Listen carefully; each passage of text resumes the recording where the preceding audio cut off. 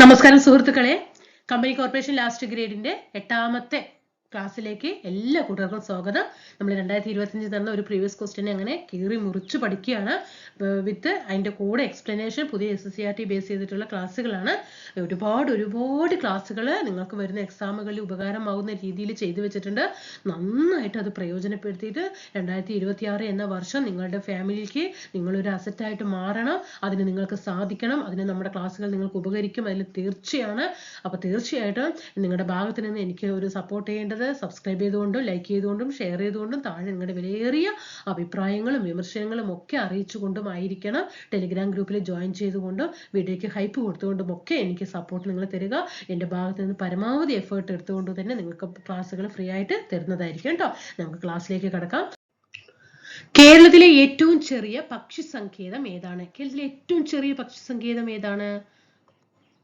മംഗളവനമാണ് അല്ലെ. കേരളത്തിലെ ഏറ്റവും ചെറിയ പക്ഷി സങ്കേതം, ചെറിയ വന്യജീവി സങ്കേതം, പക്ഷി സങ്കേതം എന്നൊക്കെ അറിയപ്പെടുന്നത് ഏതാണ്? മംഗളവനം പക്ഷി സങ്കേതമാണ് കേട്ടോ ഏറ്റവും ചെറുതെന്ന് പറയുന്നത്. ഓക്കെയാണോ? അപ്പൊ നമുക്ക് മംഗളവനം പക്ഷി സങ്കേതത്തെ കുറിച്ച് നമുക്ക് ഇന്ന് ഈ പക്ഷി സങ്കേതവുമായി ബന്ധപ്പെട്ട് PSCക്ക് എന്തൊക്കെ പഠിക്കാനുണ്ടോ അത് മുഴുവൻ ഇറ്റ ക്ലാസ്സിൽ നമുക്ക് എന്ത് ചെയ്യാം, ഇത് പഠിച്ചു തീർക്കാം. എന്നിട്ട് അടുത്ത നമുക്ക് വേഗം ടോപ്പിക്കുകൾ ചെയ്ത് ഓരോരോ ക്വസ്റ്റ്യൻ പഠിക്കുമ്പോൾ ആ ക്വസ്റ്റ്യനുമായി ബന്ധപ്പെട്ട അതായത് മാക്സിമം കാര്യങ്ങൾ നിങ്ങൾക്ക് എന്ത് ചെയ്യും, മുൻവശത്തിൽ എത്തിച്ചേരും കേട്ടോ. അപ്പൊ മംഗളവനം പക്ഷി സങ്കേതം എന്ന് പറഞ്ഞു അല്ലെ. അപ്പൊ മംഗളവനം പക്ഷി സങ്കേതത്തെ കുറിച്ച് പഠിക്കുകയാണെങ്കിൽ കൊച്ചിയുടെ ശ്വാസകോശം എന്ന് അറിയപ്പെടുന്നത് എന്താണ്? കൊച്ചിയുടെ ശ്വാസകോശം. പ്രീവിയസ് ക്വസ്റ്റ്യൻ ആണ് കേട്ടോ അത്. കൊച്ചിയുടെ ശ്വാസകോശം എന്നറിയപ്പെടുന്നത് ഏതാണ്? മംഗളവനം പക്ഷി സങ്കേതമാണ്. കേരളത്തിലെ ഏറ്റവും ചെറിയ പക്ഷി സങ്കേതം ഏതെന്ന് ചോദിച്ചാലും മംഗളവനം പക്ഷി സങ്കേതമാണ്. എത്രയാണ് ഇതിന്റെ ചതുരശ്ര കിലോമീറ്റർ എന്ന് പറയുന്നത്? എത്ര ചതുരശ്ര കിലോമീറ്റർ ആണ്? 0.0274 ചതുരശ്ര കിലോമീറ്റർ ആണ്. ഓക്കെ. അതേപോലെ കണ്ടൽ വനങ്ങളിൽ സ്ഥിതി ചെയ്യുന്ന ഒരേ ഒരു പക്ഷി സങ്കേതമാണ് കേട്ടോ. കണ്ടൽ വനങ്ങളിൽ സ്ഥിതി ചെയ്യുന്ന ഒരേ ഒരു പക്ഷി സങ്കേതം ഏതെന്ന് ചോദിച്ചാലും മംഗളവനം പക്ഷി സങ്കേതമാണ്.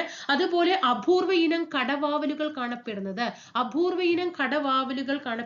പക്ഷി സങ്കേതം മംഗളവനം പക്ഷി സങ്കേതമാണ്. അതുപോലെ കേരള ഹൈക്കോർട്ടിന് അല്ലെ, അത് എപ്പോഴും ചോദിക്കാറുള്ളതാണ്. കേരള ഹൈക്കോടതി കെട്ടിട സമുച്ചയത്തിന് സമീപത്തായിട്ട് സ്ഥിതി ചെയ്യുന്ന പക്ഷി സങ്കേതം ഏതെന്ന് ചോദിച്ചാലും അത് ഏതാണ്? മംഗളവനം പക്ഷി സങ്കേതമാണ്. അപ്പൊ ഇത്രയും കാര്യങ്ങളാണ് മംഗളവനത്തെ കുറിച്ച് പഠിക്കാനുള്ളത്. നമുക്ക് ഒന്നും കൂടി നോക്കാം. കൊച്ചിയുടെ ശ്വാസകോശം എന്നറിയപ്പെടുന്നത് മംഗളവനമാണ്. 0.0274 ചതുരശ്ര കിലോമീറ്റർ ആണ് ഇതിന്റെ വിസ്തീർണം. കണ്ടൽ വനങ്ങളിൽ സ്ഥിതി ചെയ്യുന്ന കേരളത്തിലെ ഒരേ ഒരു പക്ഷി സങ്കേതമാണ് മംഗളവനം.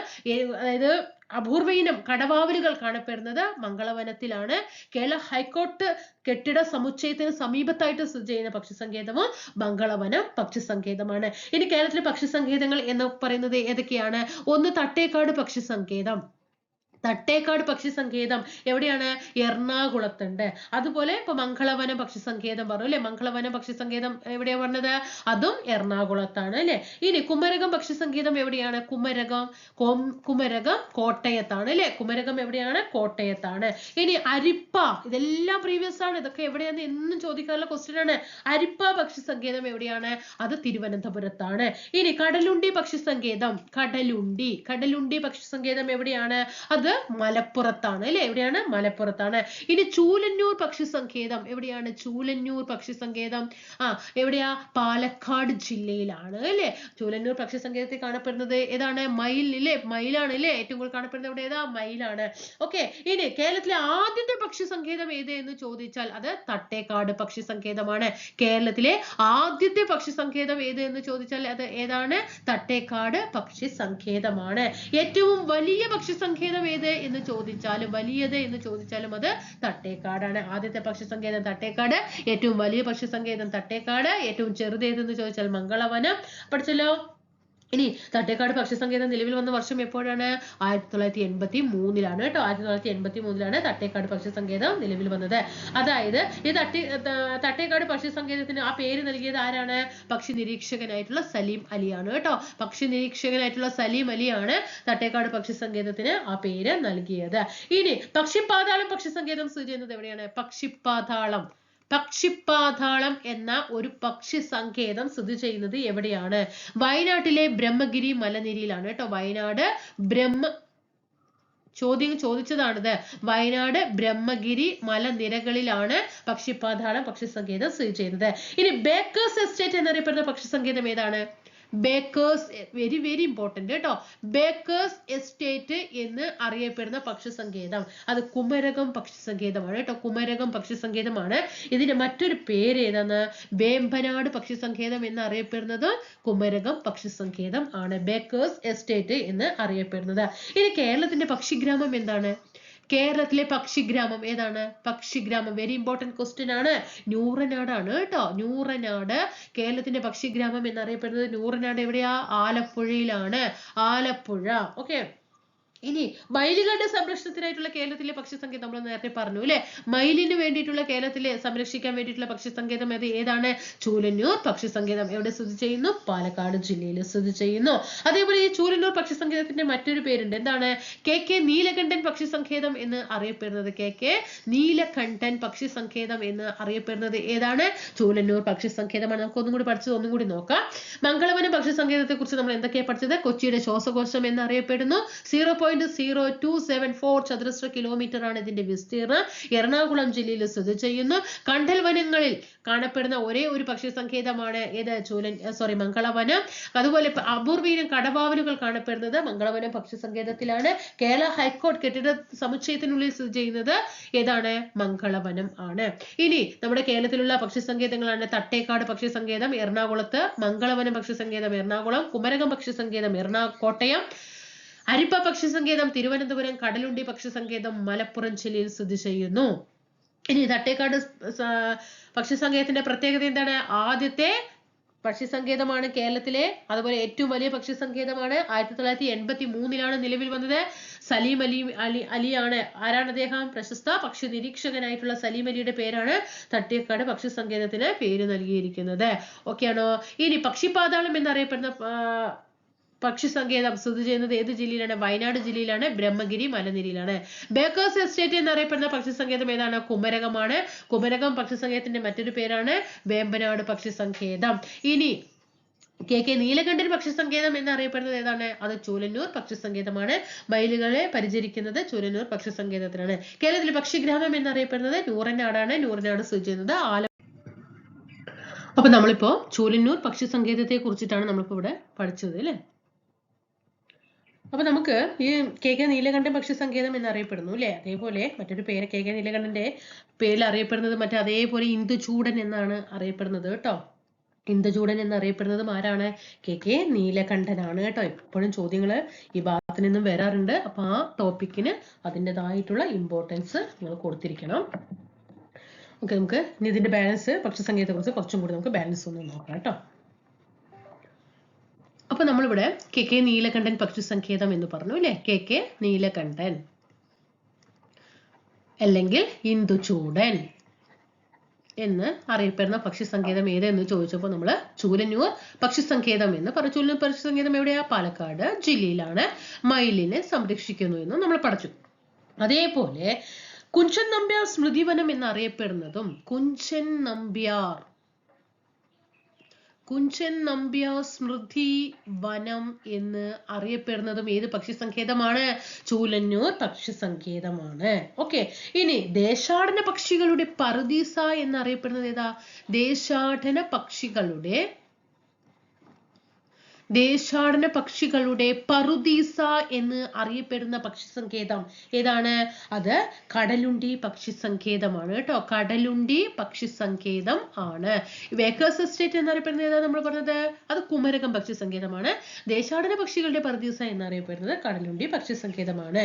ഇനി കേരളത്തിലെ ആദ്യത്തെ കമ്മ്യൂണിറ്റി റിസർവ് ഏതാണ്? വെരി വെരി ഇമ്പോർട്ടന്റ് ക്വസ്റ്റ്യൻ ആണ്. കേരളത്തിലെ ആദ്യത്തെ കമ്മ്യൂണിറ്റി റിസർവ് ഏതാണ്? കടലുണ്ടി വള്ളിക്കുന്ന് അല്ലെ. കടലുണ്ടി വള്ളിക്കുന്ന് റിസർവ് ആണ് കേരളത്തിലെ ആദ്യത്തെ കമ്മ്യൂണിറ്റി റിസർവ് കേട്ടോ. 2007 കമ്മ്യൂണിറ്റി റിസർവ് ആയിട്ട് പ്രഖ്യാപിക്കുന്നത്. ഇത്രയും കാര്യങ്ങളാണ് നമുക്ക് പക്ഷി സങ്കേതം എന്ന ടോപ്പിക്കിനെ കുറിച്ചിട്ട് നമുക്ക് ഇവിടെ പഠിക്കാനുള്ളത്. അപ്പൊ പക്ഷി സങ്കേതം എന്ന ടോപ്പിക്കിൽ നിന്ന് വന്ന ക്വസ്റ്റ്യനും പരിചയപ്പെട്ടു. പക്ഷി സങ്കേതം എന്ന ടോപ്പിക്കുമായി ബന്ധപ്പെട്ട എല്ലാ ക്വസ്റ്റ്യനും ഇവിടെ പഠിച്ചു കഴിഞ്ഞിട്ടുണ്ട് കേട്ടോ. ഇനി നമുക്ക് ദേശീയ പക്ഷി നിരീക്ഷണ ദിനം എന്നാണ്. ദേശീയ പക്ഷി നിരീക്ഷണ ദിനം എന്താണ് ദേശീയ പക്ഷി നിരീക്ഷണ ദിനം? നവംബർ മാസം 12-ാം തീയതിയാണ് അല്ലെ? എന്താ ഈ നവംബർ 12 തെരഞ്ഞെടുക്കാനായിട്ട് കാരണം? പ്രശസ്ത പക്ഷിശാസ്ത്രജ്ഞനും പ്രകൃതി ശാസ്ത്രജ്ഞനുമായിട്ടുള്ള സലീം അലിയെ നമ്മൾ ഇത്ര നേരം പറഞ്ഞു. ആ സലീം അലിയുടെ ജന്മവാർഷികത്തോടനുബന്ധിച്ചിട്ടാണ് എല്ലാ വർഷവും നവംബർ മാസം 12-ാം തീയതി ദേശീയ പക്ഷി നിരീക്ഷണ ദിനമായിട്ട് തെരഞ്ഞെടുക്കുന്നത്. ബേർഡ് മാൻ ഓഫ് ഇന്ത്യ എന്ന് അറിയപ്പെടുന്നതും ബേർഡ് മാൻ ഓഫ് ഇന്ത്യ എന്ന് അറിയപ്പെടുന്നത് ആരാണ്? സലീം അലിയാണ്. സലീം അലി പക്ഷി സങ്കേതം സ്ഥിതി ചെയ്യുന്നത് എവിടെയാണ്? സലീം അലി പക്ഷി സങ്കേതം സ്ഥിതി ചെയ്യുന്നത് എവിടെയാണ്? ഗോവയിലാണ് കേട്ടോ. എന്നാൽ സലീം അലി ദേശീയ ഉദ്യാനം സ്ഥിതി ചെയ്യുന്നത് എവിടെയാണ്? അത് ജമ്മു ആൻഡ് കാശ്മീരിലാണ്. എന്നാൽ Salim Ali ornithology and natural history സ്ഥിതി ചെയ്യുന്നത് എവിടെയാ? അത് കോയമ്പത്തൂരാണ്. ഓക്കെ, കോയമ്പത്തൂരാണ്. മനസ്സിലായല്ലോ. സലീം അലി പക്ഷി സങ്കേതം എവിടെയാണ്? അത് ഗോവയിലാണ്. സലീം അലി ദേശീയ ഉദ്യാനം ജമ്മു ആൻഡ് കാശ്മീരിലാണ്. Salim Ali ornithology and natural history കോയമ്പത്തൂരാണ്. അപ്പൊ ഇത് തമ്മിലുള്ള വ്യത്യാസങ്ങൾ പഠിക്കണം. ബേർഡ് മാൻ ഓഫ് ഇന്ത്യ എന്നറിയപ്പെടുന്നത് സലീം അലിയാണ്. അപ്പൊ ടോപ്പിക് ഇവിടെ എന്തായി? പക്ഷി സങ്കേതം എന്ന ടോപ്പിക് ഇവിടെ കംപ്ലീറ്റ് ആയി. നമുക്ക് ഇനി അടുത്ത ക്വസ്റ്റ്യനിലേക്ക് കടക്കാം. എന്നിട്ട് ആ ടോപ്പിക്കുമായി ബന്ധപ്പെട്ട ഏകദേശ കാര്യങ്ങളൊക്കെ നമുക്ക് പഠിച്ചു. ലിംഗാനുപാതം ഏറ്റവും കുറഞ്ഞ കേരളത്തിലെ ജില്ല ഏതാണ്? ലിംഗാനുപാതം ഏറ്റവും കുറവ് എന്ന് പറയുമ്പോൾ ലിംഗാനുപാതം എന്താണ് ചോദ്യം? സ്ത്രീ പുരുഷാനുപാതം ഏറ്റവും കുറവുള്ള ജില്ല ഏത് എന്നാണ് ചോദ്യം. ഏറ്റവും കുറവ് ഏതാണ്? ഇടുക്കി ജില്ലയാണ് കേട്ടോ. ഏത് ജില്ലയാണ്? ഇടുക്കി ജില്ലയാണ് ഏറ്റവും കുറവ് എന്ന് പറയുന്നത്. അതായത് 1006 കേട്ടോ. ഞാൻ പറഞ്ഞു തരാം. 1006 കേട്ടോ. ഇതാണ് അനുപാതം എന്ന് പറയുന്നത്. മനസ്സിലാവുന്നുണ്ടോ? അപ്പോ ഏറ്റവും കൂടിയത് എങ്കിൽ ഏതായിരിക്കും? ഏറ്റവും കൂടിയത് സ്ത്രീ പുരുഷ അനുപാതം ഏറ്റവും കൂടിയ ജില്ല ഏതാണ്? ഇപ്പൊ കുറവ് നമ്മൾ പറഞ്ഞു ഇടുക്കിയാണെന്ന് പറഞ്ഞു. അപ്പൊ ഏറ്റവും കൂടിയത് ഏതാണ്? അത് കണ്ണൂർ ജില്ലയാണ് കേട്ടോ. ഏറ്റവും കൂടുതൽ കണ്ണൂർ ജില്ലയാണ്. അതിൽ വന്നിട്ട് 1136 1000 കേട്ടോ. ഇതാണ് അനുപാതം വരുന്നത്. ഓക്കെ, സ്ത്രീ പുരുഷ അനുപാതം 1000 പുരുഷന് 1136 സ്ത്രീ എന്നാണ് കണക്ക് വരുന്നത് കേട്ടോ. സ്ത്രീ പുരുഷാനുപാതം മനസ്സിലാവുന്നുണ്ടോ? അപ്പൊ നമ്മൾ കുറവും പഠിച്ചു, കൂടുതലും പഠിച്ചു. എങ്കിൽ കേരളത്തിലെ സ്ത്രീ പുരുഷാനുപാതം എത്ര? നമ്മളിപ്പോ ഓരോ ജില്ലയിലും പഠിച്ചു. എങ്കിൽ കേരളത്തിലെ സ്ത്രീ പുരുഷാനുപാതം എത്രയാണ്? പഠിച്ചു വെക്കണം. 1084 1000 ട്ടോ. 1000 പുരുഷന്മാർക്ക് 1084 സ്ത്രീ എന്നാണ് കേരളത്തിലെ സ്ത്രീ പുരുഷാനുപാതം എന്ന് പറയുന്നത്. എങ്കിൽ കുട്ടികളുടെ ലിംഗാനുപാതം എത്രയാണ്? ഇപ്പൊ സ്ത്രീ പുരുഷൻ എന്ന് പറഞ്ഞു. എങ്കിൽ കുട്ടികളുടെ കണക്കനുസരിച്ച് കുട്ടികളുടെ ലിംഗാനുപാതം എത്രയാണ്? അത് 964 1000 ട്ടോ. 1000 ആൺകുട്ടികൾക്ക് 964 പെൺകുട്ടികൾ. ഓക്കെ, അതാണ് കണക്ക്. സെൻസസ് 2011 സെൻസസ് പ്രകാരമാണ് കേട്ടോ. ഓക്കെ ആണല്ലോ. അപ്പൊ ഇത്രയും കാര്യങ്ങൾ ഇവിടെ പഠിച്ചു വെക്കുക. കേരളത്തിന്റെ സ്ത്രീ പുരുഷാനുപാതം ആദ്യം പഠിച്ചു വെക്കുക. 1084 1000 1084 1000 പഠിച്ചു വെക്കാം. എന്നിട്ട് അതിൽ ഏറ്റവും കൂടുതൽ സ്ത്രീ പുരുഷാനുപാതം കണ്ണൂരാണെന്ന് പഠിച്ചു വെക്കുക. ഏറ്റവും കുറവ് സ്ത്രീ പുരുഷാനുപാതം ഇടുക്കിയാണ് എന്ന് പഠിക്കുക. കണ്ണൂരും ഇടുക്കിയും. ഇനി കുട്ടികളുടെ ലിംഗാനുപാതം എത്ര എന്ന് ചോദിച്ചാൽ 964 to 1000 ആണ്. ഓക്കെ, ഇനി നമ്മുടെ ജനസംഖ്യയുടെ അടിസ്ഥാനത്തിൽ നമുക്കറിയാം 28 സംസ്ഥാനങ്ങളുണ്ട് അല്ലെ? ആ 28 സംസ്ഥാനങ്ങളില് കേരളത്തിൽ ജനസംഖ്യയുടെ അടിസ്ഥാനത്തിൽ കേരളത്തിന്റെ സ്ഥാനം എത്രയാണ്? ജനസംഖ്യ നോക്കുന്ന സമയത്ത് ജനസംഖ്യ വലിപ്പത്തിൽ കേരളത്തിന്റെ സ്ഥാനം എത്രയാ? 13-ാം സ്ഥാനത്താണ് കേട്ടോ. 28 സംസ്ഥാനങ്ങളില് ജനസംഖ്യാ വലിപ്പത്തിൽ കേരളത്തിൽ എത്രാം സ്ഥാനമാണ്? 13-ാം സ്ഥാനമാണ് കേട്ടോ. ഇനി ജനസാന്ദ്രതയിൽ കേരളത്തിന്റെ സ്ഥാനം എത്രയാ? ഇത് നമ്മൾ ജനസംഖ്യയിൽ പറഞ്ഞു. ഇനി ജനസാന്ദ്രതയിൽ എത്രാം സ്ഥാനമാണ്? പഠിച്ചു വെക്കണം കേട്ടോ. ഇതൊക്കെ കൺഫ്യൂഷൻ വരും. ജനസാന്ദ്രതയിൽ കേരളത്തിന്റെ സ്ഥാനം 3-ാം സ്ഥാനമാണ് കേട്ടോ. ജനസംഖ്യയിൽ കേരളം ഇന്ത്യയിൽ 13-ാം സ്ഥാനത്താണ്. ജനസാന്ദ്രതയിൽ 3-ാം സ്ഥാനത്താണ്. അത് സംഖ്യ കണക്ട് ചെയ്യുക. 13 3 എന്ന് കണക്ട് ചെയ്യുക. അപ്പൊ ജനസാന്ദ്രതയിൽ 1-ാമത് നിലനിൽക്കുന്ന സംസ്ഥാനം ഏതാണ്? ജനസാന്ദ്രതയിൽ അത് ബീഹാർ ആണ് കേട്ടോ. 2-ാം സ്ഥാനത്ത് പശ്ചിമ ബംഗാളാണ്. 3-ാം സ്ഥാനത്ത് നമ്മുടെ കേരളമാണ് കേട്ടോ. ബീഹാർ, പശ്ചിമ ബംഗാള്, കേരളം. ഇനി കേരളത്തിന്റെ ജനസാന്ദ്രത എത്രയാ? കേരളത്തിന്റെ ജനസാന്ദ്രത പഠിച്ചു വെക്കണം. കേരളത്തിന്റെ ജനസാന്ദ്രത എത്രയാണ്? 859 ചതുരശ്ര കിലോമീറ്റർ. 859 ചതുരശ്ര കിലോമീറ്റർ. എങ്കിൽ ജനസാന്ദ്രത കൂടിയ ജില്ല, നമ്മളിപ്പോ ജനസംഖ്യ സ്ത്രീ പുരുഷാനുപാതം നമ്മൾ നോക്കി, കൂടിയത് നോക്കി, കുറഞ്ഞത് നോക്കി, കേരളത്തിന്റെ എത്ര എന്ന് നോക്കി. ഇനി ജനസാന്ദ്രതയിൽ നമ്മുടെ കേരളം 3-ാം സ്ഥാനത്താണ് എന്ന് പറഞ്ഞു. അപ്പൊ ജനസാന്ദ്രത കൂടിയ ജില്ല ഏതാണെന്ന് നമ്മൾ പഠിക്കണ്ടേ? ജനസാന്ദ്രത കൂടിയ ജില്ല ഏതാ? അത് തിരുവനന്തപുരമാണ് കേട്ടോ. തിരുവനന്തപുരമാണ്. 1509 ചതുരശ്ര കിലോമീറ്റർ ആണ്. എങ്കിൽ ജനസാന്ദ്രത കുറഞ്ഞ ജില്ല പഠിക്കണ്ടേ? അതേതാ? അതും ഇടുക്കി തന്നെയാണ്. ഓക്കെ, അതും ലിംഗാനുപാതം കുറവും ജനസാന്ദ്രത കുറവും, ലിംഗാനുപാതം കുറവും, ജനസാന്ദ്രത കുറവും ഇടുക്കി തന്നെയാണ്. 254 ചതുരശ്ര കിലോമീറ്റർ ആണ് കേട്ടോ. ഇനി ജനസംഖ്യ കൂടിയ ജില്ല ഏതാ? ജനസംഖ്യ കൂടിയ ജില്ല, അപ്പൊ ജനസംഖ്യയിൽ നമ്മൾ കേരളത്തിന്റെ സ്ഥാനം 13 എന്ന് പറഞ്ഞു. ആ 13-ാം സ്ഥാനത്തുള്ള കേരളത്തില് ജനസംഖ്യ ഏറ്റവും കൂടുതൽ ഉള്ള ജില്ല, നമ്മുടെ കേരളത്തില് 14 ജില്ലകളുണ്ട്. ആ 14 ജില്ലകളിൽ ഏറ്റവും കൂടുതൽ ജനസംഖ്യ അത് ഏത് ജില്ലയാ? മലപ്പുറം ജില്ലയിലാണ്. മലപ്പുറം ജില്ലയിലാണ്. ഇനി ജനസംഖ്യ കുറവ് അത് എവിടെയാ? അത് നമുക്കറിയാം, വയനാട് ആണ് കേട്ടോ.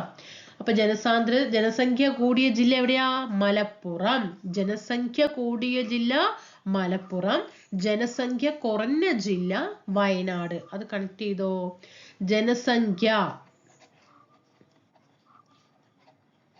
ജനസംഖ്യ ഏറ്റവും കൂടുതൽ എവിടെയാണ്?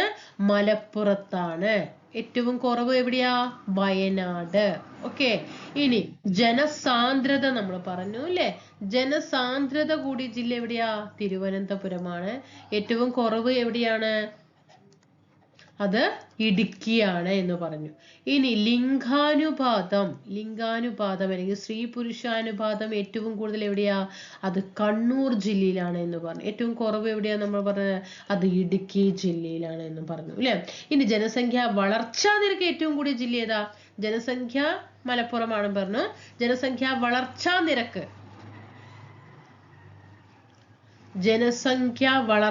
നിരക്ക് ഏറ്റവും കൂടുതലുള്ള ജില്ലയും അതും മലപ്പുറം തന്നെയാണ്. ഓക്കെ, മലപ്പുറം തന്നെയാണ്. എന്നാൽ ജനസംഖ്യ വളർച്ചാ നിരക്ക് ഏറ്റവും കുറവുള്ള ജില്ല അത് പത്തനംതിട്ടയാണ് കേട്ടോ. ഓക്കെ, നമ്മുടെ ഇന്ത്യയുടെ ഇതിപ്പോ 100% ഇന്ത്യ കണക്കെടുക്കുന്ന സമയത്ത് ആ 100% ജനസംഖ്യയിൽ നമ്മുടെ കേരളത്തിന്റെ ജനസംഖ്യ എന്ന് പറയുന്നത് വെറും 2.76 ആണ്. എത്രയാണ്? 2.76. കേരളത്തിൽ ഏറ്റവും കൂടുതൽ കാണപ്പെടുന്ന വനം ഏതാണ്? കേരളത്തിൽ ഏറ്റവും കൂടുതൽ കാണപ്പെടുന്ന വനം? ഉഷ്ണമേഖല നിത്യഹരിത വനങ്ങളാണ് കേട്ടോ. ഉഷ്ണമേഖല നിത്യഹരിത വനങ്ങളാണ് കേരളത്തിലെ ഏറ്റവും കൂടുതൽ കാണപ്പെടുന്ന വനം എന്ന് പറയുന്നത്. ഇപ്പൊ നമ്മുടെ കേരളത്തിലെ ടോട്ടല് നമ്മുടെ കേരളത്തിന്റെ വിസ്തൃതിയിൽ കുറെ വനങ്ങളുണ്ട് അല്ലെ? ആ വനം വെച്ച് നോക്കുന്ന സമയത്ത് നമ്മുടെ വനത്തിന്റെ വിസ്തൃതി എന്ന് പറയുന്നത് എത്രയാണ്? ഇവിടെ ശ്രദ്ധിക്കുക, 11,524.149 ചതുരശ്ര കിലോമീറ്റർ ആണ് കേട്ടോ. ഓക്കെ, ഇത് നമ്മുടെ സംസ്ഥാനത്തിന്റെ മൊത്തം വിസ്തൃതിയുടെ എത്ര വരും? 29. ഇതൊന്ന് പഠിച്ചു വെക്കണേ. 29.65%. അതായത് നമ്മുടെ കേരളത്തിന്റെ ഭൂവിസ്തൃതിയുടെ ഇപ്പൊ ശതമാനം എത്ര എന്ന് ചോദിക്കാറുള്ളത് PSC ബുള്ളറ്റിലുള്ള കാര്യമാണ് ഇതിവിടെ ഞാൻ പറയുന്നത് കേട്ടോ. ഓക്കെ, 29.65% ഇപ്പൊ നമ്മുടെ കേരളത്തിന്റെ വനവിസ്തൃതി എന്ന് പറയുന്നത് കേട്ടോ. ശതമാനത്തില് ചതുരശ്ര കിലോമീറ്ററിലാവുമ്പോൾ 11,524.149 ചതുരശ്ര കിലോമീറ്റർ ആണ് കേട്ടോ. നമ്മുടെ കേരളത്തിലെ വനങ്ങൾ എന്ന് പറയുന്ന സമയത്ത് ഒന്ന് ഏത് വനമാണ്? ഉഷ്ണമേഖല ആർദ്ര ഹരിത വനമാണ് കേട്ടോ. ഉഷ്ണമേഖല ആർദ്ര ഹരിത വനം. ഓക്കെ, വെറ്റ് എവർഗ്രീൻ ഫോറസ്റ്റ് കേട്ടോ. ഉഷ്ണമേഖല ആർദ്ര ഹരിത വനമാണ് ഒന്ന്. അതായത് ഈ മഴക്കാടിന് ഉദാഹരണം വരുന്നത് എവിടെയൊക്കെയെന്നറിയോ? ഒന്ന് വന്നിട്ട് സൈലന്റ് വാലിയിൽ കാണപ്പെടുന്ന വനം ഏതിനാണ്? ഉഷ്ണമേഖല ആർദ്ര ഹരിത വനത്തിന് ഉദാഹരണം. അതുപോലെ പൂയംകുട്ടി വനവും ട്ടോ. പൂയംകുട്ടി വനവും സൈലന്റ് വാലിയും ഉഷ്ണമേഖല ആർദ്ര ഹരിത വനത്തിന് ഉദാഹരണമാണ്. ഇനി രണ്ടാമത് കേരളത്തിൽ കാണപ്പെടുന്ന വനം ഏതാണ്? അത് അൽപാർദ്ര, അതായത് കുറച്ചേ ഉള്ളൂ ആർദ്രം എന്നാണ് പറയുന്നത്, മുഴുവനായിട്ടില്ല. അൽപാർദ്ര ഇലകൊഴിയും വനം. അൽപാർദ്ര ഇലകൊഴിയും വനം ട്ടോ. ഈ ഇലപൊഴിയും വനങ്ങള് എന്താണ്? അതായത് മെയിൻ ആയിട്ട് എന്തായിരിക്കും? ഇത് മൺസൂൺ വനങ്ങളായിട്ട് എന്താണ്? മൺസൂൺ വനങ്ങളാണ് ഈ അൽപാർദ്ര ഇലപൊഴിയും വനങ്ങൾ എന്ന് പറയുന്നത്. ഇലപൊഴിയും വനങ്ങളാണ് ഇവിടെ വളരുന്നത്. നമ്മുടെ കേരളത്തിലെ സംസ്ഥാനത്ത് ഏറ്റവും കൂടുതൽ കാണപ്പെടുന്നത് ഈ വനമാണ്. അതിന്റെ മറ്റൊരു പേരാണ് ഉഷ്ണമേഖല നിത്യഹരിത വനം എന്ന് നമ്മൾ നേരത്തെ ഇവിടെ പഠിച്ചത്. ഇതിന്റെ മറ്റൊരു പേരാണ് അൽപാർദ്ര ഇലപൊഴിയും വനം എന്ന് പറയുന്നത്. ഇനി മൂന്നാമത്തെ വനം കാണപ്പെടുന്നത് ഏത് രീതിയിലുള്ളതാണ്? ഉപോഷ്ണമേഖല അർദ്ധ നിത്യഹരിത വനം. ഉപോഷ്ണമേഖല അർദ്ധ നിത്യഹരിത വനമാണ് നമ്മുടെ കേരളത്തിൽ കാണപ്പെടുന്ന മൂന്നാമത്തെ വനം എന്ന് പറയുന്നത് കേട്ടോ. ഓക്കെ, ഇവിടെ എങ്ങനെയായിരിക്കും? ഇവിടെ വർഷപാതം ഈ വനപ്രദേശങ്ങളിൽ മഴ കുറവായിരിക്കും കേട്ടോ, മഴ കുറവായിരിക്കും. അതുപോലെ നനവ് എന്തായിരിക്കും? മഴ കുറവാകുമ്പോൾ പൊതുവെ എന്തായിരിക്കും? നനവും കുറവായിരിക്കും ഇല്ലേ? വറ്റാത്ത നീരുറവകൾ കാണപ്പെടുന്ന ഇത്തരം വനമേഖലകളിൽ മഴക്കാടുകളെ അപേക്ഷിച്ചിട്ട് ശരാശരി വർഷപാതവും നനവും കുറവായിരിക്കും. അപ്പൊ ഇവിടെ എന്താണ്? വറ്റാത്ത നീരുറവകൾ കാണപ്പെടുന്നുണ്ട് കേട്ടോ, വറ്റാത്ത നീരുറവകൾ കാണപ്പെടുന്നുണ്ട്. അതുപോലെ മഴ കുറവാണ്, നനവും കുറവായിരിക്കും. 3 വനങ്ങൾ പഠിച്ചോ? ഇനിയുണ്ട് ഉഷ്ണമേഖല ആർദ്ര ഹരിത വനം. അത് ഉദാഹരണം സൈലന്റ് വാലിയും പൂയംകുട്ടിയും. അൽപാർദ്ര ഇലപൊഴിയും വനം, അതാണ് മൺസൂൺ വനങ്ങൾ നമ്മുടെ കേരളത്തിൽ ഏറ്റവും കൂടുതൽ കാണപ്പെടുന്നത്. കേരളത്തിൽ കൂടുതൽ കാണപ്പെടുന്ന വനം ഇതാണ്. ഇനി ഉഷ്ണമേഖല അർദ്ധ നിത്യഹരിത വനം. മഴ കുറവായിരിക്കും, ഇവിടെ നനവ് കുറവായിരിക്കും, വറ്റാത്ത നീരുറവുകൾ കാണപ്പെടുന്നുണ്ട്. 3 പഠിച്ചല്ലോ. ഇനി അടുത്തത് നെക്സ്റ്റ് ഉപോഷ്ണമേഖല ഗിരിവനം. ഉപോഷ്ണമേഖല ഗിരിവനം അത് കാണപ്പെടുന്നത് എവിടെയൊക്കെയാണ്? ഉപോഷ്ണമേഖല ഗിരിവനങ്ങൾ കാണപ്പെടുന്നത് നെല്ലിയാമ്പതിയിൽ കേട്ടോ, നെല്ലിയാമ്പതി. അതേപോലെ തന്നെ നെല്ലിയാമ്പതി, നിലമ്പൂര്, മൂന്നാറ്, തെന്മല, അഗസ്ത്യമല, ഇവിടെയൊക്കെ കാണപ്പെടുന്നത് ഉപോഷ്ണമേഖല ഗിരിവനങ്ങളാണ് കേട്ടോ. ഇനി അടുത്തത് വന്നിട്ട് മിതശീതോഷ്ണ ആർദ്ര ഗിരിവനം കേട്ടോ. മിതശീതോഷ്ണ, ശീതം അല്ലെ, തണുപ്പ്, മിതമായിട്ടുള്ളത് അല്ലെ. മിതശീതോഷ്ണ ആർദ്ര ഗിരിവനം. ഓക്കെ, എന്തായിരിക്കും ഇവിടുത്തെ പ്രത്യേകത എന്ന് പറഞ്ഞത്? മരങ്ങൾക്കൊക്കെ എന്തായിരിക്കും? പൊക്കം കുറവായിരിക്കും, ഉയരം കുറഞ്ഞ മരങ്ങളായിരിക്കും ഇവിടെ കാണപ്പെടുന്നത്. അതുപോലെ ചോലക്കാടുകൾ ഇവിടെ കാണപ്പെടുന്നുണ്ടാകും, വിസ്താരമായിട്ടുള്ള പുൽമേടുകൾ ഇവിടെ കാണപ്പെടുന്നുണ്ടാകും കേട്ടോ. അപ്പോ ഇവിടെ ഈ മിതശീതോഷ്ണ ആർദ്ര ഗിരിവനം വന്നിട്ട് കാണപ്പെടുന്നത് എവിടെയൊക്കെ? മൂന്നാറില് ഈ വനങ്ങൾ കാണപ്പെടുന്നുണ്ട്. നമ്മൾ ഓൾറെഡി ഒരു മൂന്നാറിൽ പഠിച്ചു. ഇവിടെയും ഈ മിതശീതോഷ്ണ ആർദ്ര ഗിരിവനങ്ങൾ മൂന്നാറിലും കാണപ്പെടാറുണ്ട്. അതുപോലെ ഇരവികുളം പ്രദേശങ്ങളിലും ഈ വനങ്ങൾ കാണപ്പെടാറുണ്ട് കേട്ടോ. ഇനി 6ാമത്തെ നമുക്ക് പഠിക്കാറുണ്ട് വരണ്ട ഇലപൊഴിയും കാടുകൾ. വരണ്ട ഇലപൊഴിയും കാടുകളാണ് കേട്ടോ. അതായത് ആകെ വിസ്തൃതിയുടെ 1% മാത്രമാണ് ഈ വരണ്ട ഇലപൊഴിയും കാടുകൾ നമ്മുടെ കേരളത്തില് ഉള്ളൂ കേട്ടോ. മഴ വളരെ കുറഞ്ഞ പ്രദേശങ്ങളിലാണ് ഇത് കാണപ്പെടുന്നത്. പശ്ചിമഘട്ടത്തിന്റെ മഴ കുറവുള്ള പ്രദേശങ്ങളാണ്. അപ്പൊ വരണ്ട ഇലപൊഴിയുമാണ് അല്ലെ. അപ്പൊ അവിടെ എപ്പോഴും ഡ്രൈ ആണ് അല്ലെ. അപ്പൊ മഴ കുറവുള്ള സ്ഥലത്തായിരിക്കും. പശ്ചിമഘട്ടത്തിന്റെ കിഴക്കേ ചെരുവിലാണ് ഈ വനങ്ങൾ കാണപ്പെടുന്നത് കേട്ടോ. അത്രയും കാര്യം പഠിച്ചല്ലോ. ഇനി 7ാമത്തെ ഒരു വനം നമുക്ക് നോക്കാം, ചന്ദനക്കാടുകൾ കേട്ടോ. 7 തരം വനങ്ങളാണ് നമ്മുടെ കേരളത്തിൽ കാണപ്പെടുന്നത്. 7ാമത്തേതാണ് ചന്ദനക്കാടുകൾ എന്ന് പറയുന്നത് കേട്ടോ. ധാരാളം ചന്ദനക്കാടുകളുള്ള നമ്മുടെ കേരളത്തിലെ പ്രദേശങ്ങൾ ഏതൊക്കെയാണ്? ഒന്ന് മറയൂര് അല്ലെ, മറയൂരും പിന്നെ ഏതാ? ചിന്നാറും കേട്ടോ. മറയൂരും ചിന്നാറുമാണ് എന്ത് ചെയ്യുന്നത്? കാണപ്പെടുന്നത്, കൂടുതൽ ചന്ദനക്കാടുകൾ കാണപ്പെടുന്നത്. അപ്പോൾ 7 തരം വനങ്ങൾ പഠിച്ചല്ലോ. തീരദേശം ഏറ്റവും കൂടുതലുള്ള കേരളത്തിലെ ജില്ല ഏതാണ്? തീരദേശം ഏറ്റവും കൂടുതലുള്ളത് കണ്ണൂർ ജില്ലയിലാണ് അല്ലെ?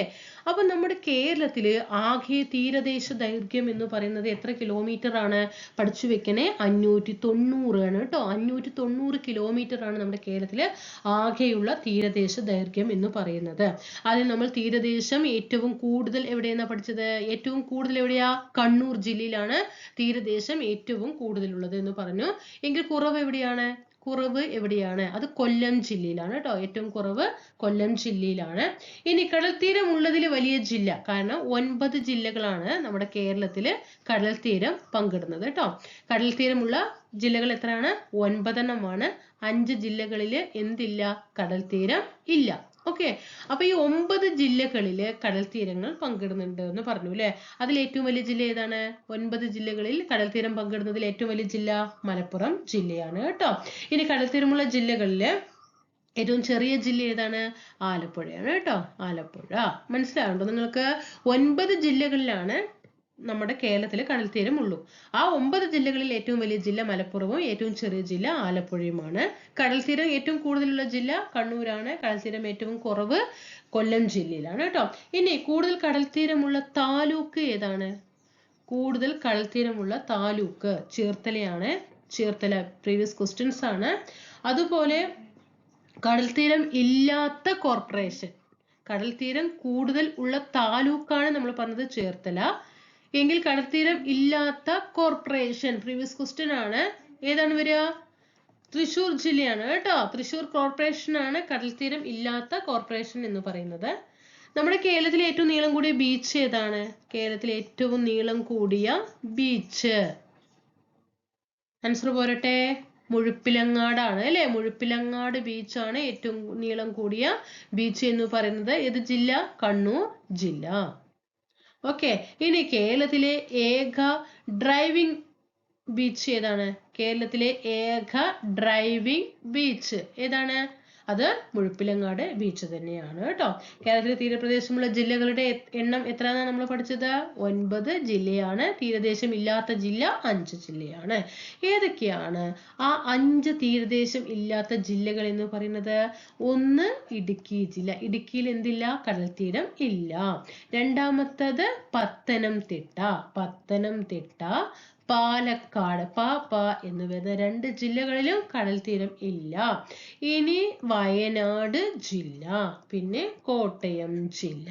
ഓക്കെ, ഈ 5 ജില്ലകളിൽ എന്തില്ല? കടൽ തീരം ഇല്ല. കേരളത്തിലെ ഹെൽത്ത് ATM ആദ്യമായി നിലവിൽ വന്നത് ഏത് ജില്ലയിലാണ്? എറണാകുളം ജില്ലയിലാണ് കേരളത്തിലെ ആദ്യത്തെ, അതായത് ഹെൽത്ത് ATM ആദ്യമായിട്ട് നിലവിൽ വന്നത് എറണാകുളം ജില്ലയിലാണ് കേട്ടോ. ഇനി നമ്മുടെ ആദ്യത്തെ സമ്പൂർണ്ണ ജൈവ പച്ചക്കറി പഞ്ചായത്ത് ഏതാണ്? ജൈവ പച്ചക്കറി പഞ്ചായത്ത് ഏതാണ്? അത് കഞ്ഞിക്കുഴിയാണ് കേട്ടോ. കഞ്ഞിക്കുഴി. അതേപോലെ വനിതാ സൗഹൃദ പഞ്ചായത്ത് ഏതാണ്? വനിതാ സൗഹൃദ, കേരളത്തിലെയാണ് വനിതാ സൗഹൃദ പഞ്ചായത്ത്. ആദ്യത്തെ വനിതാ സൗഹൃദ പഞ്ചായത്ത് മാരാരിക്കുളം സൗത്ത് ആണ് കേട്ടോ. മാരാരിക്കുളം സൗത്ത്. അതുപോലെ സ്വന്തമായിട്ട് വൈദ്യുതി ഉൽപ്പാദിപ്പിച്ച് വിതരണം ചെയ്ത പഞ്ചായത്ത് ഏതാണ്? സ്വന്തമായിട്ട് വൈദ്യുതി ഉൽപ്പാദിപ്പിച്ച് വിതരണം ചെയ്ത പഞ്ചായത്ത് അത് മാങ്കുളമാണ്. പ്രീവിയസ് ക്വസ്റ്റ്യൻ ആണ്, മാങ്കുളം പഞ്ചായത്ത് കേട്ടോ. ഇനി 100% സാക്ഷരത നേടിയ പഞ്ചായത്ത്, 100% സാക്ഷരത നേടിയ ആദ്യ പഞ്ചായത്ത് ഏതാണ്? പോത്താനിക്കാടാണ് കേട്ടോ. പോത്താനിക്കാടാണ് 100% സാക്ഷരത നേടിയ ആദ്യത്തെ പഞ്ചായത്ത്.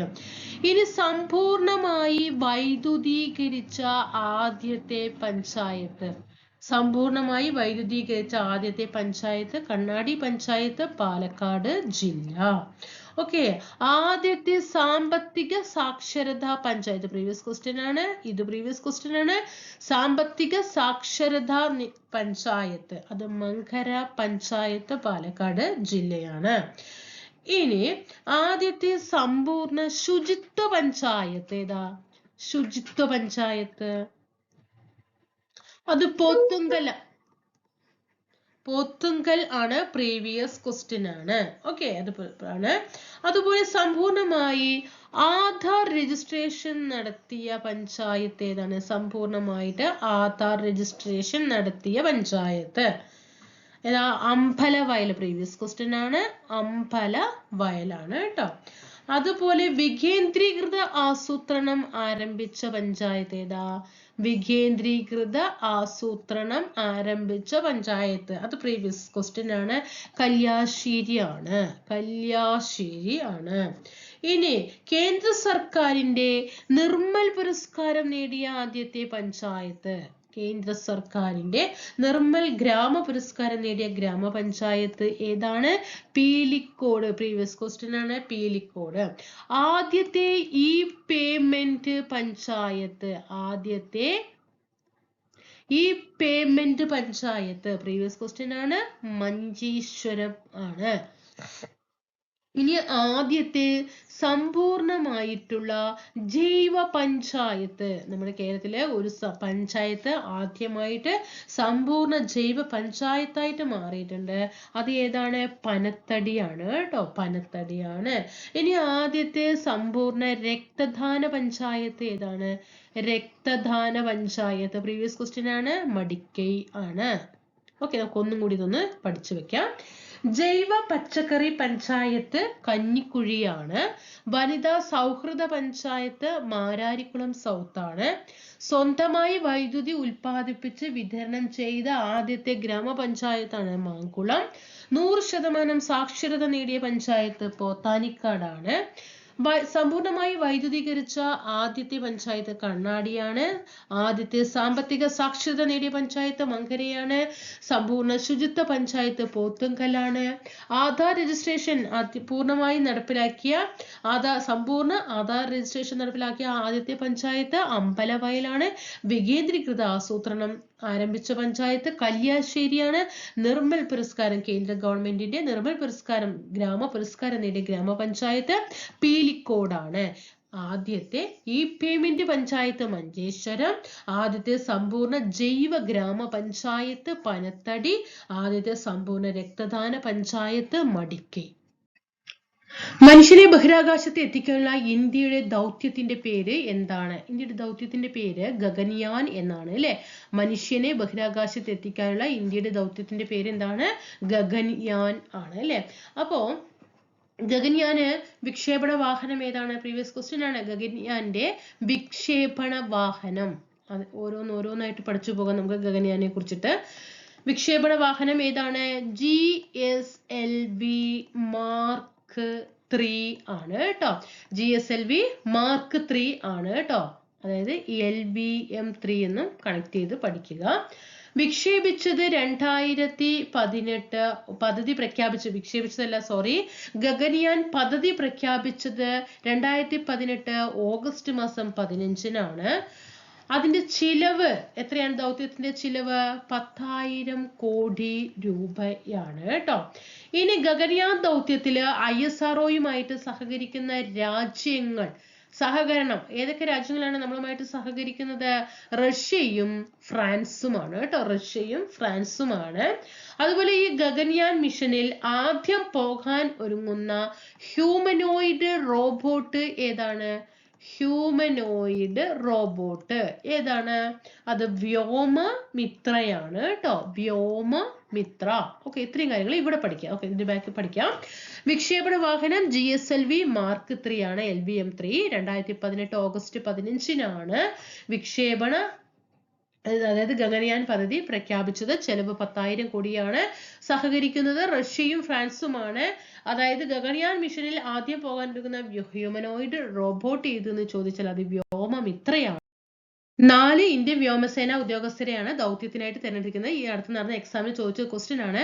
പ്രശാന്ത് ബാലകൃഷ്ണൻ നായർ കേട്ടോ, പ്രശാന്ത് ബാലകൃഷ്ണൻ നായർ മലയാളിയാണ്, നെന്മാറ സ്വദേശിയാണ് കേട്ടോ, പഠിക്കണം. അജിത് കൃഷ്ണൻ, 4 പേരെയും ഓർക്കണം. സ്റ്റേറ്റ്മെന്റ് ലെവൽ വരുമ്പോൾ പേരുകൾ മാറ്റിയിടും, അത് നോക്കണം. അജിത് കൃഷ്ണൻ. മൂന്നാമത് അങ്കദ് പ്രതാപ്. നാലാമത്തേത് ശുഭാംശു ശുക്ല. പ്രശാന്ത് ബാലകൃഷ്ണൻ നായർ, അജിത് കൃഷ്ണൻ, അങ്കദ് പ്രതാപ്, ശുഭാംശു ശുക്ല, ഈ 4 ഉദ്യോഗസ്ഥരെയാണ് ദൗത്യത്തിനായിട്ട് തെരഞ്ഞെടുത്തിരിക്കുന്നത് കേട്ടോ. അതേപോലെ ഈ ദൗത്യത്തിന് 3 ഘട്ടങ്ങളാണ്. ഒന്ന് ആദ്യത്തെ ഘട്ടത്തിൽ 3 ഘട്ടങ്ങളാണ്. അതിന് ആദ്യത്തെ ഘട്ടത്തില് ആളില്ലാത്ത എന്ത് ചെയ്യണം, വിക്ഷേപിക്കണം കേട്ടോ. സിസ്റ്റങ്ങളുടെ പ്രവർത്തനങ്ങളൊക്കെ പരിശോധിക്കുക. ആളില്ലാതെയുള്ള പ്രവർത്തനം കേട്ടോ, അയക്കുന്നത് ആളില്ലാതെ ആയിരിക്കും കേട്ടോ. പിന്നെ വിക്ഷേപണം ആളില്ലാതെ ആയിരിക്കും. ഇനി രണ്ടാമത്തെ ഘട്ടം എങ്ങനെയായിരിക്കും, അതായത് വ്യോമമിത്ര എന്ന റോബോട്ടിനെ അയച്ചുകൊണ്ട് കേട്ടോ. വ്യോമമിത്ര നമ്മൾ നേരത്തെ പറഞ്ഞില്ലേ, വ്യോമമിത്ര റോബോട്ടിനെ അയച്ചുകൊണ്ട്. മൂന്നാമത്തേത് എങ്ങനെയായിരിക്കും ദൗത്യം, മനുഷ്യരെ വഹിച്ചുകൊണ്ടായിരിക്കും കേട്ടോ. മനുഷ്യരെ വഹിച്ചുകൊണ്ടായിരിക്കും 2026-27 കാലയളവിൽ നടക്കുമെന്നാണ് പ്രതീക്ഷിക്കുന്നത്. ഓക്കെ. ഏതു മഹാരാജാവിന്റെ കാലയളവിലാണ് തിരുവിതാംകൂറിലെ ആദ്യത്തെ ഗ്രന്ഥശാല സ്ഥാപിച്ചത്? സ്വാതി തിരുനാൾ മഹാരാജാവിന്റെ കാലത്താണ് എന്ത് ചെയ്യുന്നത്, ഗ്രന്ഥശാല സ്ഥാപിക്കുന്നത് കേട്ടോ. ഗർഭശ്രീമാൻ എന്ന് വിളിച്ചത് ആരെയാണ്? ഗർഭശ്രീമാൻ എന്ന് വിളിച്ച തിരുവിതാംകൂർ രാജാവും സ്വാതി തിരുനാൾ രാജാവാണ്. ശുചീന്ദ്രൻ കൈമുക്ക് നിർത്തലാക്കിയത് ആരാണ്? ശുചീന്ദ്രൻ കൈമുക്ക് നിർത്തലാക്കിയതും ആര് തന്നെയാണ്? സ്വാതി തിരുനാൾ. ഇനി പറയുന്ന മുഴുവൻ സ്വാതി തിരുനാളെ കുറിച്ചിട്ടാണ് കേട്ടോ. അതേപോലെ ഹജൂർ കച്ചേരി. ഓക്കെ, ഹജൂർ കച്ചേരി കൊല്ലത്ത് നിന്നും എവിടേക്ക് മാറ്റി? തിരുവനന്തപുരത്തേക്ക് മാറ്റിയത് ആരാണ്? അതും സ്വാതി തിരുനാളാണ്. തിരുവിതാംകൂറിൽ ഇംഗ്ലീഷ് വിദ്യാഭ്യാസം നടപ്പിലാക്കിയതും ആരാണ്? സ്വാതി തിരുനാളാണ്. ഇനി അതേപോലെ തന്നെ ദക്ഷിണ ഭോജൻ എന്ന് അറിയപ്പെട്ടത് കേട്ടോ. ദക്ഷിണ ഭോജൻ എന്ന് അറിയപ്പെട്ടതും ആരാ? സ്വാതി തിരുനാളാണ്. അതുപോലെ തന്നെ ലിപി വിളംബരം തിരുവിതാംകൂറിൽ നടപ്പിലാക്കിയത് കേട്ടോ. ലിപി വിളംബരം തിരുവിതാംകൂറിൽ നടപ്പിലാക്കിയത് സ്വാതി തിരുനാളാണ്. അതുപോലെ തിരുവിതാംകൂറിൽ വാന നിരീക്ഷണ കേന്ദ്രം, പ്രീവിയസ് ക്വസ്റ്റ്യൻ ആണ്. തിരുവിതാംകൂറിൽ വാന നിരീക്ഷണ കേന്ദ്രം സ്ഥാപിച്ചത് എപ്പോഴാണെന്നറിയോ? 1837 അതുപോലെ തിരുവനന്തപുരത്ത് മൃഗശാല കൊണ്ടുവന്നത്, നക്ഷത്ര ബംഗ്ലാവ് കൊണ്ടുവന്നത് എല്ലാം പ്രീവിയസ് ആണ്. നക്ഷത്ര ബംഗ്ലാവ്, ധർമാശുപത്രി, അതുപോലെ കുതിരമാളിക, ഇതൊക്കെ പണി കഴിപ്പിച്ചതും ഇദ്ദേഹമാണ്. അതേപോലെ എഞ്ചിനീയറിംഗ് വകുപ്പ്, പൊതുമരാമത്ത് വകുപ്പ്, പൊതുമരാമത്ത് വകുപ്പൊക്കെ കൊണ്ടുവന്നതും സ്വാതി തിരുനാളാണ് കേട്ടോ. അതൊക്കെ അവിടെ നന്നായിട്ട് ശ്രദ്ധിക്കണം. അതുപോലെ 2024 സ്വാതി പുരസ്കാരം ലഭിച്ചത് ആർക്കാ? 2024 സ്വാതി പുരസ്കാരം ലഭിച്ചത് PR കുമാര കേരള വർമ്മയ്ക്കാണ് കേട്ടോ. കുമാര കേരള വർമ്മ. ഓക്കെ. 2023 സ്വാതി പുരസ്കാരം P ജയചന്ദ്രനാണ് കേട്ടോ. 2023 P ജയചന്ദ്രൻ, 2024 കുമാര കേരള വർമ്മ കേട്ടോ. സ്വാതി തിരുനാളിന്റെ ആസ്ഥാന കവി ആരാ? ഇരയിമ്മൻ തമ്പിയാണ് കേട്ടോ. സ്വാതി തിരുനാളിന്റെ ആസ്ഥാന കവി ആരെ എന്ന് ചോദിച്ചാൽ അത് ഇരയിമ്മൻ തമ്പിയാണ്. അദ്ദേഹത്തിന്റെ പ്രശസ്തമായ ഒരു ഗാനം ഏതാണ്? ഓമന തിങ്കൾ കിടാവോ എന്നല്ല, കോമള താമര പൂവോ അല്ലെ, അതാണ് അല്ലേ. അതാരാ? ഇരയിമ്മൻ തമ്പിയുടേതാണ് അല്ലെ. അതുപോലെ ഉത്തരാസ്വയംവരം ആട്ടക്കഥ രചിച്ചതും ആരാണ്? ഉത്തരാസ്വയംവരം ആട്ടക്കഥ രചിച്ചതും ഇരയിമ്മൻ തമ്പിയാണ്. അപ്പോൾ സ്വാതി തിരുനാളിന്റെ ആസ്ഥാന കവിയാണ് ഇരയിമ്മൻ തമ്പി. അദ്ദേഹത്തിന്റെ പ്രശസ്തമായ ഒരു വരിയാണ് ഓമനത്തിങ്കൾ കിടാവോ. ഉത്തരാസ്വയംവരം ആട്ടക്കഥ രചിച്ചതും ഇരയിമ്മൻ തമ്പിയാണ് കേട്ടോ. അപ്പൊ ഇന്നത്തെ ക്ലാസ് ഇവിടെ വൈൻഡപ്പ് ചെയ്യാണ്. നമുക്ക് ഇനി ഇതിന്റെ ബാലൻസ് ക്വസ്റ്റ്യൻ പേപ്പർ ആയിട്ട് കാണാം. എങ്ങനെയുണ്ട്? നിങ്ങൾക്ക് ക്ലാസ്സിൽ ഇഷ്ടപ്പെടുന്നുണ്ടോ? ആരും കമന്റ് ചെയ്യുന്നില്ല കേട്ടോ. ഭയങ്കര സങ്കടമുണ്ട് കേട്ടോ നിങ്ങളൊന്നും കമന്റ് ചെയ്യാതിരിക്കുന്ന സമയത്ത്. അപ്പോൾ നമ്മൾ ഓരോ ടോപ്പിക്ക് ഒരു ക്വസ്റ്റ്യൻ എടുക്കുന്നു, ആ ക്വസ്റ്റ്യൻ്റെ ആൻസർ എടുക്കുന്നു, അതുമായി ബന്ധപ്പെട്ട് എല്ലാ നമ്മൾ ടോപ്പിക്കുകൾ മാക്സിമം കവർ ചെയ്ത് പോകുമ്പോൾ നമ്മൾ എല്ലാ ഏരിയയിലൂടെയും കടന്ന് നന്നായിട്ട് പഠിച്ചു പോകും. തീർച്ചയായിട്ടും നിങ്ങളുടെ ഭാഗത്ത് നിന്ന് പരമാവധി സപ്പോർട്ട് പ്രതീക്ഷിക്കുകയാണ്. അടുത്ത ക്ലാസ്സിൽ കാണാം. Thank you.